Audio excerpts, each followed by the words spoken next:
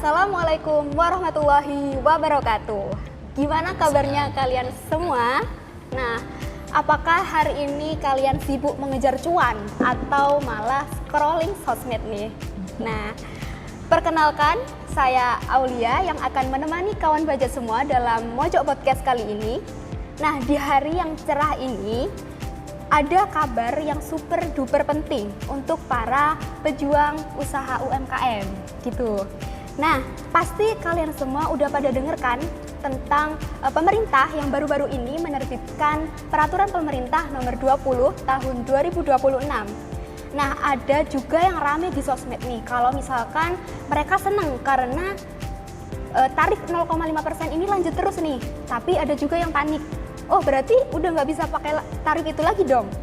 Nah, biar kalian semua nggak sesat di jalan, nggak ada kekeliruan mengenai kewajiban perpajakan, di sini Mojok Podcast menghadirkan dua narasumber dari KPP Pratama Mojokerto. Mungkin dari Pak Musoli dan juga Mbak Afina bisa memperkenalkan diri terlebih dahulu. Baik, perkenalkan saya Musoli, penyuluh pajak dari KPP Pratama Mojokerto. Saya Afina, saya salah satu penyuluh di KPP Mojokerto juga. Oke, mungkin di sesi kali ini kita ngobrolnya santai aja ya Pak, Mbak. Oke. Mungkin langsung saja ke pertanyaan yang pertama, dan ini menurut kawan pajak semua mungkin penting banget nih. Nah, di aturan lama itu di PP 55 tahun 2022 itu kalau misalkan sudah 7 tahun menggunakan tarif final 0,5%, ya berarti nanti harus pindah atau nggak boleh menggunakan tarif itu lagi gitu. Nah, tapi di PP 20 tahun 2026 itu sendiri ada yang namanya berlaku selamanya buat orang pribadi. Nah, itu menurut Mbak Afina sendiri bagaimana, Mbak? Oke, terima kasih Mbak Aulia. Jadi di PP yang terbaru, PP 20 tahun 2026 ini ada angin segar untuk pelaku UMKM orang pribadi nih khususnya. Jadi untuk orang pribadi di tahun 2025 kemarin kan bingung ya Mbak ya. Ini untuk PPh finalnya aku masih bisa pakai nggak sih gitu. Nah, ditegaskan di PP yang terbaru ini bahwa ada kabar gembira khususnya untuk wajib pajak pelaku UMKM orang pribadi selama memang omset atau peredaran brutonya masih memenuhi kriteria, yaitu sampai dengan 4,8 miliar tetap bisa memanfaatkan fasilitas PPh 0,5% ini selamanya tanpa batas waktu gitu. Nah, tapi masalahnya gini ya Pak, banyak di luaran sana kawan pajak itu yang sudah melaporkan SPT tahun 2025 itu menggunakan norma atau NPPN. Nah, karena ngiranya mereka itu masa berlakunya udah habis begitu. Nah, berarti mereka ini bisa balik lagi kah ke tarif 0,5%? Ya, jadi memang ada alasannya ya teman-teman, terutama orang pribadi UMKM itu melaporkan kemarin ada yang pembukuan, ada yang pakai norma. Ya karena memang peraturan untuk memperpanjang 7 tahun yang tadi disampaikan itu belum ada. Nah sekarang kan sudah ada. Dan juga di peraturan pemerintah nomor 20 ini juga mengatur tentang masa transisi ya. Di mana bagi wajib pajak yang sudah terlanjur di tahun 2026 ini bayar 0,5% tiap bulan ya. Dan juga itu bisa lanjut ya. Untuk yang kemarin lapor SPT tahunan pakai norma ya, mau ini tetap mau pakai PPh final UMKM, maka wajib pembetulan ya. Pembetulan tentu saja wajib melunasi PPh final 0,5% yang terutang di situ. Dan pembayaran yang kemarin yang sudah terlanjur pakai pasal 25 itu bisa diajukan namanya pengembalian pajak yang seharusnya tidak terutang, seperti itu. Jadi untuk kawan pajak semua yang mungkin sudah terlanjur nih, tetap tenang aja gitu ya, karena pasti kalian juga akan mendapatkan yang namanya tadi ya, pengembalian. Nah begitu. Kemudian Pak, dari tadi kita bahas perorangan aja. Nah, gimana nasib dari teman-teman yang berada di desa-desa ini? Kan di sekitar Mojokerto ini banyak sekali kayak koperasi, kemudian BUMDes gitu Mbak. Nah, apakah mereka juga mendapatkan kesempatan yang sama? Oke. Jadi untuk wajib pajak badan, misalnya koperasi atau BUMDes yang terdaftar sampai dengan 21 April 2026 atau di masa transisi ya kita bilangnya ya, karena PP 20 ini memang terbit di pertengahan tahun, itu masih diberikan hak pengenaan fasilitas PPh 0,5%. Jadi untuk BUMDes dan koperasi yang terdaftar sampai dengan 21 April 2026 tetap mendapatkan haknya sesuai dengan masa berlaku.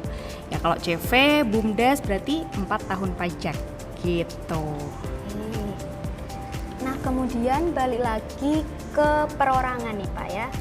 Nah, katanya tarif 0,5% ini itu berlaku selamanya buat orang pribadi. Nah, tetapi kok ada syarat selama memenuhi kriteria. Nah, kriteria seperti apa yang memang bisa membuat WPOP itu sendiri tiba-tiba nggak boleh pakai tarif 0,5% itu? Baik, ya. Jadi tarif 0,5% ini dikenakan atas penghasilan dari usaha, ya. Dan di situ ada beberapa kriteria yang memang jelas diatur oleh PP 20 ini. Ada beberapa pengecualian, ya. Yang pertama yang dikecualikan adalah penghasilan dari pekerjaan bebas. Jadi misalnya salah satu orang pribadi nih ya, biasanya memang penghasilannya dari toko, tapi ternyata dia beralih profesi jadi notaris kah, dokter. Nah ini otomatis dia sudah dikecualikan dari pengenaan PPh final UMKM ini. Jadi itu ya dikenakan dari usaha. Kalau pekerjaan bebas itu sudah tidak dikenakan lagi. Yang kedua, orang pribadi mendapatkan penghasilan yang bukan objek pajak, contohnya warisan, beasiswa dan sebagainya. Yang ketiga tentu saja ya UMKM-nya naik kelas ya, dari yang sebelumnya di bawah 4,8 miliar sekarang usahanya berkembang lebih dari 4,8 miliar, tentu saja sudah dikecualikan dari pengenaan PPh final ini. Dia harus pakai tarif umum seperti itu. Kemudian beralih ke WP badan sekarang. Untuk CV atau PT yang baru, katanya sekarang itu nggak bisa langsung pakai tarif 0,5%. Tapi kenapa mereka kayak seolah-olah dibedakan gitu antara perorangan sama badan, Mbak? Oke. Jadi kenapa sih yang diatur di ketentuan baru itu terkhusus untuk WPOP, PT perseorangan, dan juga koperasi. Nah ini karena harapan pemerintah gitu ya untuk wajib pajak badan itu bisa lebih rapi administratif, yaitu bisa menyelenggarakan pembukuan dengan baik. Karena memang amanat di Undang-Undang KUP untuk seluruh wajib pajak khususnya badan itu kan wajib pembukuan ya. Nah, di PP 20 ini memang kami harapkan untuk wajib pajak badan itu bisa menggunakan tarif umum gitu. Karena apa? Karena kita kan juga pasti nggak mau ya selamanya pakai PPh final UMKM ini ya. Siapa sih yang mau usahanya stuck di situ-situ aja gitu ya. Iya. Nah, jadi harapannya di PP 20 2026 ini kita bukan mendepak, bukan mengecualikan, tapi harapan kita adalah untuk wajib pajak badan ini bisa lebih rapi administratif gitu ya. Jadi memang silakan untuk menggunakan tarif umum. Nah, tetapi kenapa nih Pak, CV dan PT baru yang dia daftarnya setelah 21 April tahun 2026 itu langsung dilarang pakai tarif 0,5%. Padahal kan mereka juga baru merintis istilahnya.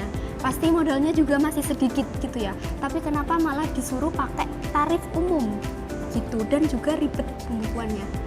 Baik, ini untuk yang pembukuan itu sebenarnya sebelum PP 20 ini terbit saja semua wajib pajak badan baik itu tadi BUMDes, koperasi, CV, PT itu semuanya memang wajib ya wajib membuat pembukuan ya sebelum PP ini terbit ataupun bahkan sekarang ya. Dan salah satu tujuan dari diterbitkannya PP 20 ini adalah untuk mencegah penghindaran pajak. Jadi ada indikasi ya berdasarkan data kami di Direktorat Jenderal Pajak, banyak pengusaha-pengusaha terutama yang orang pribadi itu melakukan pemecahan omset ya. Dengan cara apa? Dengan membentuk banyak CV, PT untuk apa?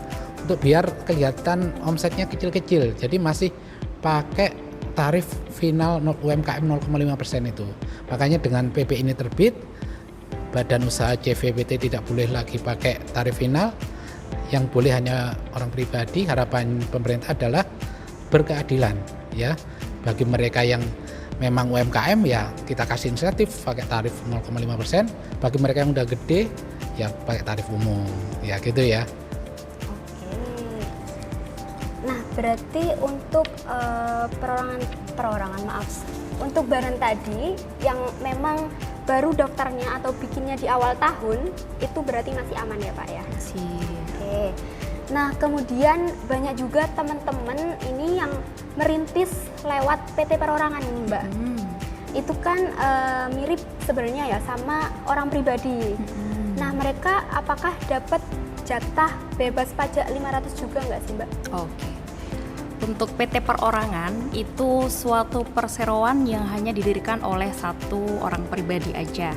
Tapi memang berbeda entitas dengan orang pribadi yang bersangkutan. Nah, di Indonesia untuk PT perorangan ini perlakuan pajaknya dipersamakan dengan wajib pajak badan. Dan untuk batasan omset 500 juta rupiah itu hanya dikenakan untuk orang pribadi saja. Tapi yang perlu diingat bahwa memang tarif PPh final dan juga tarif umum ini itu tidak lantas diartikan bahwa tarif umum akan lebih besar daripada tarif UMKM. Karena kita perlu melihat dasar pengenaan pajaknya nih Mbak Aulia. Kalau misalnya PPh final itu dikenakan dari seluruh peredaran bruto tanpa melihat biaya-biaya yang dikeluarkan oleh wajib pajaknya. Sedangkan kalau menggunakan tarif umum itu akan terlihat bagaimana sebuah wajib pajak itu berkegiatan. Kan bisa dilihat ada pembukuannya. Di situ bisa kelihatan peredaran usahanya berapa, kemudian biayanya berapa, dan ketemu penghasilan netonya berapa. Nah, tarif umum itu dikenakan hanya atas penghasilan neto.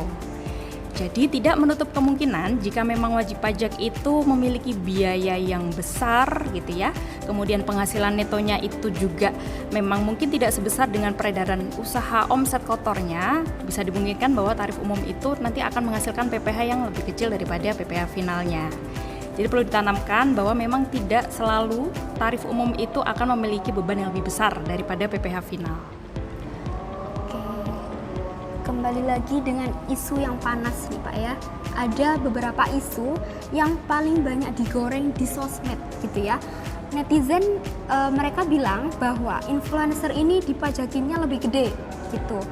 Dokter sama arsitek itu dianaktirikan. Nah gimana nih Pak menjelaskannya ke teman-teman semua konten kreator yang mungkin merasa seperti itu gitu ya. Kok beban kita itu beda sama yang pelaku usaha UMKM gitu. Baik, tadi membandingkan antara dokter dan usaha UMKM yang jualan mungkin ya gitu. Ya, memang karakteristiknya beda ya. Bagi dokter itu dokter, notaris. Tadi ada juga di PP 20 ini ada penambahan. Kalau di perpajakan kan dokter, notaris itu masuk kategori pekerjaan bebas ya. Kalau di PP 20 ini ada tambahan profesi-profesi lain yang masuk. Kalau di sini disebut sebagai tenaga ahli sejenis lainnya yang masuk kategori pekerjaan bebas, yaitu di sini tersebut ya, yaitu pemahat, pelukis, pembuat atau pencinta konten, terus influencer ya, selebgram, blogger, vlogger dan sejenis lainnya. Memang ini profesi-profesi kekinian ya, yang karakteristiknya menurut pemerintah itu sama ya dengan profesi-profesi seperti dokter, notaris, dan konsultan. Ya, mereka bekerja berdasarkan keahlian, memiliki kompleksitas kerja yang tinggi, dan menyerahkan jasa tanpa ikatan hubungan kerja. Jadi karakteristiknya lebih mirip dengan pekerjaan bebas yang lain. Makanya kenapa dia dipisahkan dengan tadi mungkin punya toko, jualan bakso mungkin, sebelah dan sebagainya. Itu berbeda. Jadi yang berjualan jualan kalau dia masih omsetnya bawah 4,8 miliar dikenakan tarif PPh final UMKM. Tapi yang tadi influencer dan sebagainya itu jangan khawatir, ada namanya norma. ya norma. Jadi tidak semua omsetnya itu masuk dikenakan tarif pajak, tapi dikurangi dulu norma. Contohnya dokter kan 50% dari penghasilan brutonya itu baru nanti dia masuk namanya penghasilan itu dikurangi lagi namanya PTKP. Seperti itu. Nah, kemudian nih Mbak, di PP yang terbaru ini ada istilah yang namanya agregasi omset gitu. Nah, katanya omset suami, terus istri, dan juga PT perorangan milik mereka ini tuh kalau misalkan digabung itu untuk mengecek batas omsetnya ya 4,8 miliar. Nah, tapi kalau misalkan di tahun 2026 tiba-tiba omset mereka ini melonjak drastis gitu Mbak, jadi 6 miliar gitu. Nah, apakah di saat itu juga harus ganti tarif menjadi tarif umum atau menunggu di tahun depannya? Oke, ini pertanyaan yang sering diajukan nih di meja helpdesk gitu. Apakah memang nanti kalau di pertengahan tahun tiba-tiba omsetnya sudah di atas 4,8 M, bulan berikutnya masih setor nggak ya PPh finalnya? Jawabannya tidak. Karena untuk pengenaan tarif ini berlaku 1 tahun pajak penuh, Mbak. Dan kemudian untuk pengenaan tarif PPh final ini itu juga prinsipnya melihat dari peredaran bruto tahun sebelumnya. Nah, ini kalau misalkan di 2025 peredaran brutonya itu masih di bawah 4,8 miliar, maka 1 tahun penuh di tahun pajak 2026 masih berhak menggunakan tarif 0,5%, walaupun di pertengahan tahun nanti omsetnya naik di atas 4,8 M. Kapan dia bisa menggunakan tarif umum? Berarti di tahun 2027, karena 2026 ini omsetnya sudah melebihi ketentuan peredaran bruto tertentu. Gitu. Berarti memang ada dikasih gitu ya Mbak, waktu siap-siap gitu. Tapi nyambung nih Pak, soal suami istri yang NPWP-nya dipisah dengan status memilih terpisah atau pisah harta gitu ya. Nah, dan juga mereka usahanya nih beda gitu. Jadi apakah mereka jatah bebas pajak 500 juta itu digabung jadi satu atau masing-masing tetap menerima jatahnya gitu, Pak? Ya, karena di dalam entitas keluarga ya, apalagi suami istri yang sama-sama punya profesi sendiri-sendiri kan memang kemungkinan ada yang gabung NPWP-nya, maksudnya si istri tidak ber-NPWP, maka kalau seperti itu kan batasannya 500 jutanya itu kan di satu ya, karena NPWP-nya cuma satu. Bagaimana tadi pertanyaannya ya, kalau NPWP-nya pisah harta atau memilih terpisah tadi, karena NPWP-nya berbeda dan juga mereka berdua itu wajib melaporkan SPT tahunannya sendiri-sendiri ya. Si suami lapor SPT tahunan sendiri, si istri lapor SPT tahunan sendiri, maka batas 500 juta tadi ya tentu saja sendiri-sendiri. Ya, jadi si istri juga dapat jatah 500 juta maksimalnya, dan maksimal ini batasan ketika melebihi 500 juta baru kena PPh final tadi. Si suami juga sama ya. Gitu ya, ada batasan 500 juta. Ya, begitu. Oke, berarti memang untuk suami istri ini berarti dapat double untung gitulah ya istilahnya ya. Oke, mungkin terakhir untuk Mbak Alvina, satu pertanyaan yang agak spicy gitu ya. Katanya sekarang ada larangan kalau misalkan biaya suap itu ya Mbak, tidak boleh dijadikan sebagai pengurang gitu. Apakah memang dulunya bolehkah? Oke.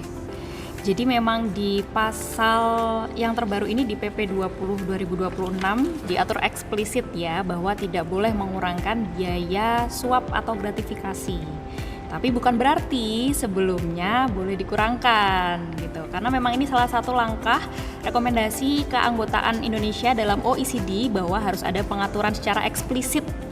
Dan ini juga menunjukkan keberpihakan pemerintah bahwa kami juga memerangi praktek KKN atau korupsi, kolusi, dan nepotisme gitu. Jadi bukannya kemarin boleh ya. Gitu.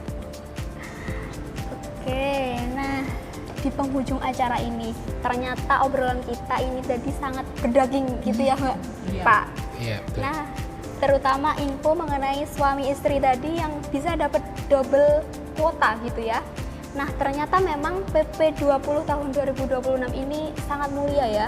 Nggak hanya membatasi juga, tapi memberikan kemudahan untuk para pelaku usaha yang memang masih berstatus atau tarafnya kecil gitu ya. Tapi juga merapikan sistem yang memang usaha yang memang sudah besar itu tidak bisa akal-akalan untuk memecah usahanya. Lebih gitu. tepat sasaran lah untuk PP ini. Oke.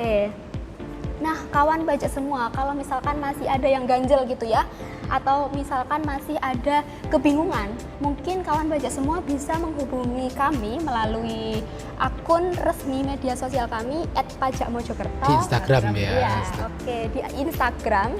Dan juga kawan pajak semua bisa juga datang ke kantor pajak terdekat mungkin ya, untuk melakukan konsultasi langsung. Komen-komen. Gitu. Oke, jangan lupa. Mungkin terakhir penutup dari Pak Musoli mungkin.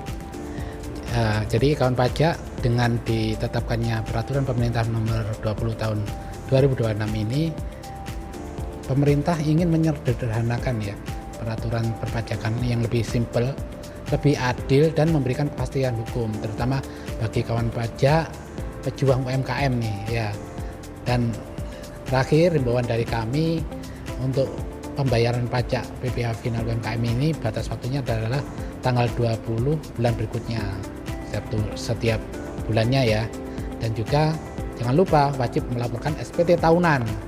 Ya, SPT tahunan itu untuk orang pribadi paling lambat tanggal 31 Maret setiap tahunnya, dan untuk badan usaha tanggal 30 April. Seperti itu, terima kasih. Oke, terakhir ini ada jargon mungkin ya. Pajak kuat, UMKM hebat. Oke, bareng-bareng berarti yuk. Oke ya. Oke. 1, 2, 3. Pajak kuat, UMKM hebat. Kami, saya Aulia, Saya Musoli. Saya Afina. pamit undur diri dan sampai ketemu lagi di Mojok Podcast edisi berikutnya.